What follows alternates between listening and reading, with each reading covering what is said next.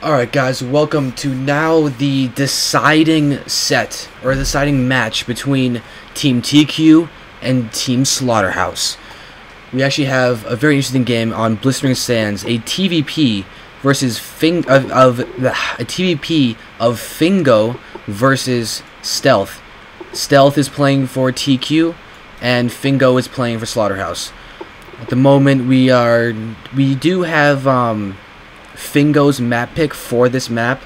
It was Slaughterhouse's pick, so we have not really much to say right now. Everything has been said a lot in the previous cast.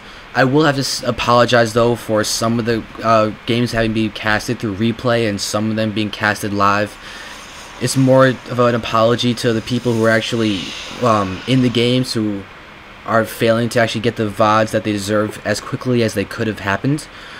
But really, technical difficulties, various things like me ending up being a spectator instead of a ref, so you'd have all the spectator chat in the middle. It just made me think that'd be so much simpler just to cast some of the games as replays instead of live. So hopefully you guys don't mind that, but I'm really looking forward to this game. Right now, it is tied 2-2 between TQ and Slaughterhouse.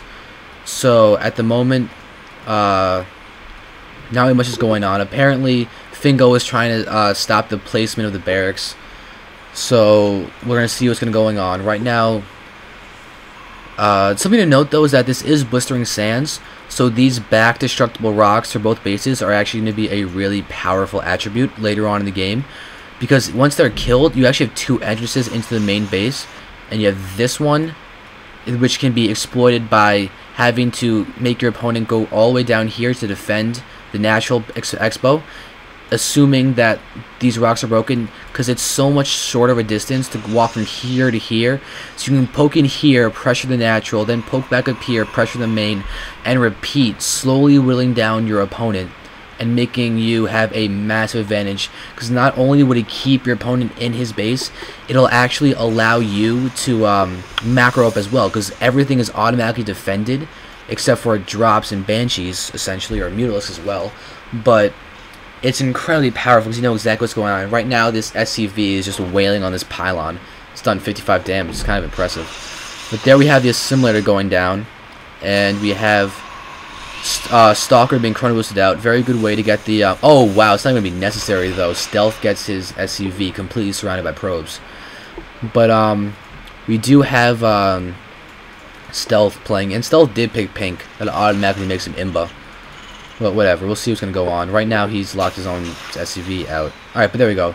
Going back in, but this probe is still going to be here waiting for the expansion. It doesn't seem that any fast expand build is coming from either player. It just seems that Fingo's going for normal play and SteaLth is going for normal play. The factory is coming up, but it doesn't seem that it's not really clear where Fingo is going to go with his tech at the moment. I'm sorry, I'm stuttering and stuff. It's been a very long day, a lot of casting today, so I'm a little tired. And there's a fire drill that just absolutely destroyed my ears. But yeah, here we do have a tech lab and a very strange wall off from SteaLth. But this Stalker is actually not in a very good position. It's actually going to be able to get taken out by these Marines.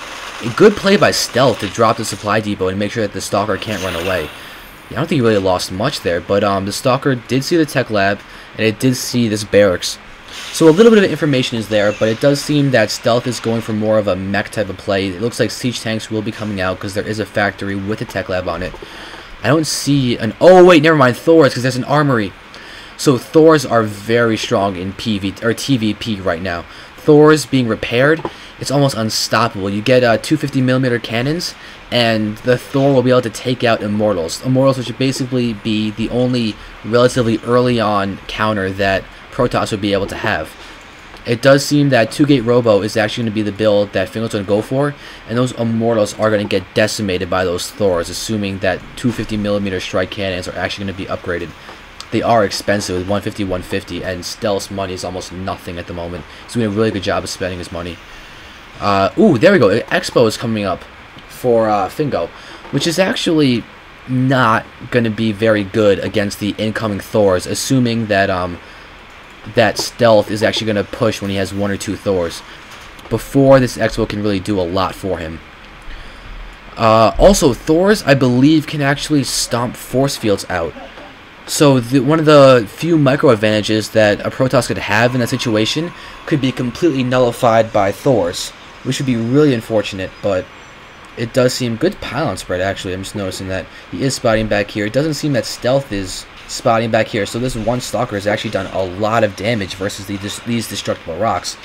This could actually keep Fingo in the game if, yep, here we go. Here's the repaired Thor push coming in. And the observer sees it, but oh, this is going to get taken out. Oh, one of his few attacking units gets taken out by this little force.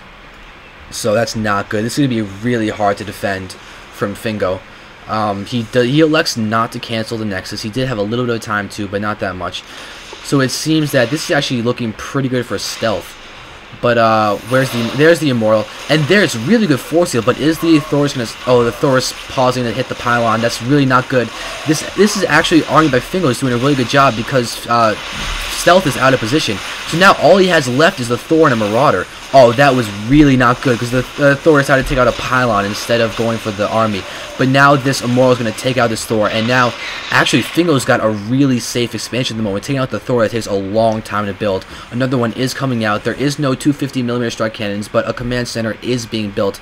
So it looks like SteaLth now has to transition into more of a standard play coming in from sort of macro, and we can see that Fingo could theoretically finish taking out this back rocks and go in through the back door once SteaLth decides to expand, which would be a very, very strong choice.